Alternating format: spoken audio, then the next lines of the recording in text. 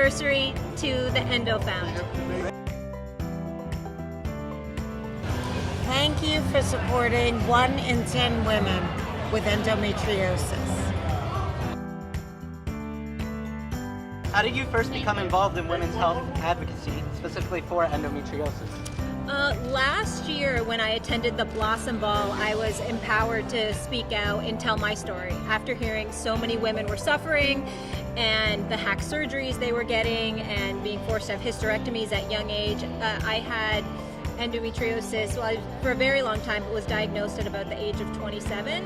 So being here actually last year at this event, I decided to tell my story because I felt like if it could help at least one person, then it was worth it to open up.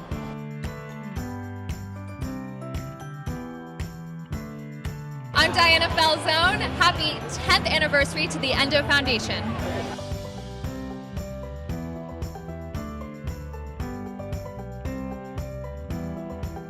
How did you first become involved in women's health advocacy, specifically for endometriosis? Well, for endometriosis, it has significantly impacted my life when I was diagnosed with endometriosis. I am a 1 in 10 woman, and after I had my first surgery, I got a lot of my information from endofound.org.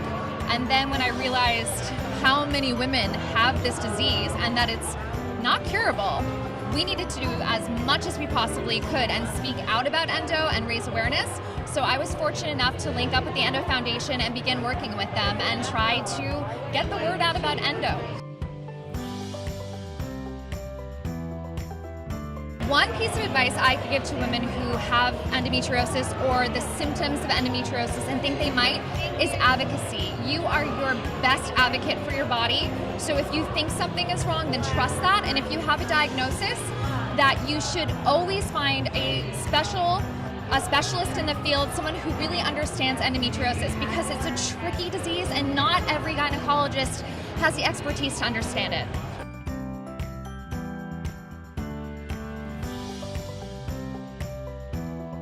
Thank you for supporting 1 in 10 women with endometriosis.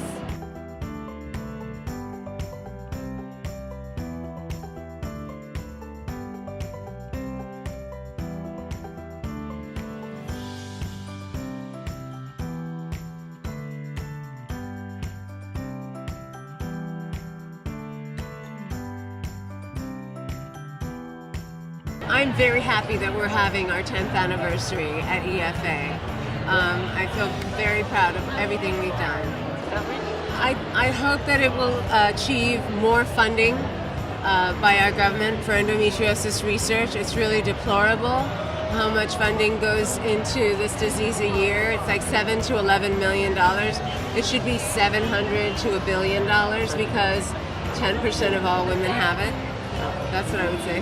And then just if you could give one piece of advice to women suffering with endometriosis who haven't been diagnosed. Just to find help. I mean, get a proper diagnosis because your fertility is at risk, but more importantly, your health and well-being is at risk.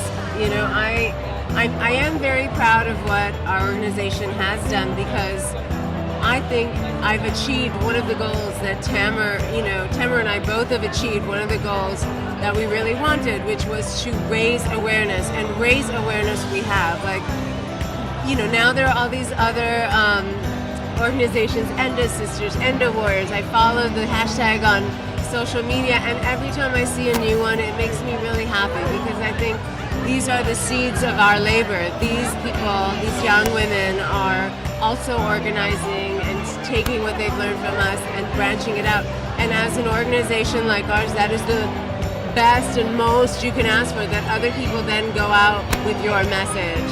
And so I'm very proud of us starting that wave of awareness. You know, nobody knew how to say endometriosis 10 years ago. I mean, doctors did, but barely. And now that the conversation is starting, I guess, moving forward from now, what would you like to see specifically in the future? I would like insurance companies to cover testing for endometriosis. I would like to have a better way to get diagnosis without doing laparoscopy and a biopsy. I would like to be able to talk openly about women's periods and girls' periods because that's how every human being comes into the world.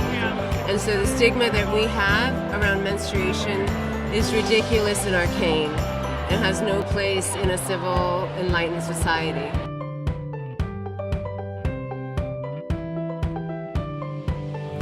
Hi, I'm Aliyah Baldwin, and happy 10th anniversary to Endo Found.